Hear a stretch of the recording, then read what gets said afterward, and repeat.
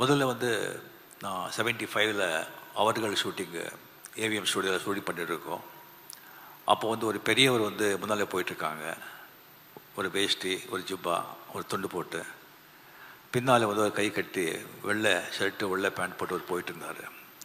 அப்போ கமல் சார் வந்து எனக்கு சொன்னார், அவர் தான் ஏவிஎம் செட்டியார் சார், அவர் பின்னாலே போகிறவர் தான் சரவணன் சார் அப்படின்னு சொல்லி. 75ல் அவரை வந்து பார்த்தது, அதுக்கப்புறம் தூரத்துலேருந்து பார்க்கறது தான். அதுக்கப்புறம் 1980ல் வந்து 3 முரட்டுக்காலை படம் சரியாக ஏவிஎம் ப்ரொடக்ஷன்ஸ் வந்து படங்களை தயாரித்து 8 வருஷங்கள் ஆன பிறகு மறுபடியும் இண்டஸ்ட்ரிக்கு வந்த படம். அந்த முரட்டுக்காலை படத்தில் என்ன வந்து ஹீரோவாக புக் பண்ணியிருந்தாங்க. அது வந்து ஏவிஎம் செட்டியார்கள் சொன்னது அப்படின்னு சொல்லி நான் கேள்விப்பட்டேன். அப்போ வந்து சரவணன் சார் ஆஃபீஸில் வந்து நேராக அவரை வந்து சந்தித்தேன். அந்த ஒரு ஆஃபீஸ் அவ்வளோ க்ளீன், அவ்வளோ நீட், வெல் டெக்கர்ட், அந்த மாதிரி ஒரு வைப்ரண்ட், ஒரு பாசிட்டிவிட்டி. நானும் எத்தனையோ அரசியல்வாதிங்க ஆஃபீஸுக்கெல்லாம் போயிருக்கேன், மல்டி பில்லியனியர் இண்டஸ்ட்ரியல் ஆஃபீஸுக்கெல்லாம் போயிருக்கேன். அந்த மாதிரி நான் ஆஃபீஸ் நான் பார்த்தது கிடையாது. அந்த ஆஃபீஸில் போனவங்களுக்கெல்லாம் தெரியும் எப்படி இருக்கும் சரவணன் சார் ஆஃபீஸ் அப்படின்னு சொல்லிட்டு.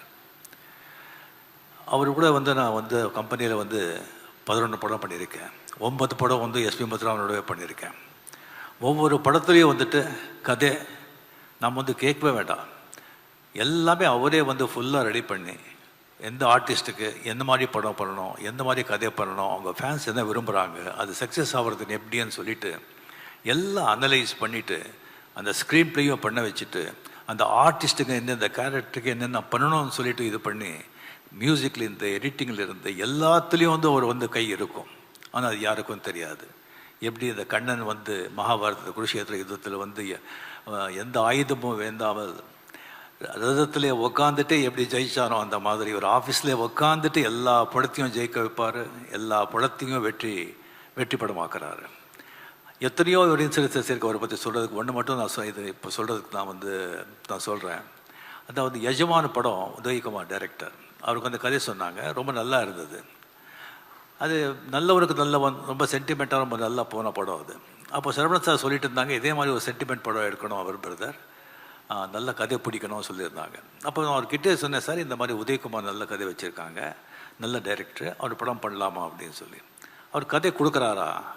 இல்லை சார், அவர் தான் டைரக்டர், கதை எப்படி பிரதர், நம்ம எஸ்பி முத்துராமன் இத்தனை படம் பண்ணியிருக்காங்க, அவரை விட்டு நம்ம பண்ண முடியாது, அது வந்து நம்ம வந்து அவர் ஆக்டிவாக இருக்கும்போது பண்ண முடியாதுன்னு சொன்னாங்க. சரி சார் அப்படி சொல்லி வந்துட்டேன் நான். அதுக்கப்புறம் ஒன் டே முத்துராமன் சார் வந்து கூப்பிட்றாரு, நீ ஷூட்டிங் இல்லைன்னு கேள்விப்பட்டேன், நான் இவேஎம்ல இருக்கேன், சரவணன் சார் கூட இருக்கேன், இங்கே வரையான்னு சொல்லிட்டேன். சரி, அங்கே போகும்போது சொன்னாங்க, இந்த மாதிரி நான் வந்து சார்கிட்ட சொல்லியிருக்கேன், நீங்கள் அந்த படம் பண்ணுங்க அப்படின்னு. சரவணன் சாருக்கு மனசே இல்லை. சார் முத்துராமன் சார் நீங்கள் சொல்கிறீங்க, அதுக்காக நான் பண்ணுறேன், இதுதான் எனக்கு மனசு இல்லை, பட் எனக்காக நீங்கள் வந்து ஏவிஎம் ஸ்டூடியோவில் ஒரு ரூம் போட்டு கொடுக்குறேன், டெய்லி வந்து அந்த ரூமில் நீங்கள் வரணும், அங்கே நீங்கள் இருக்கணும், என் கண் முந்தாலும் நீங்கள் இருக்கணும், அப்போ தான் எனக்கு நிம்மதின்னு சொல்லி அப்போலேருந்து எஸ்பி முத்துராமன் சார் இப்போ வரைக்கும் ஏவிஎம் ஸ்டூடியோவில் ஒரு ரூம் இருக்கும். அது அவருடைய நட்புக்கு ஒரு இலக்கணம்.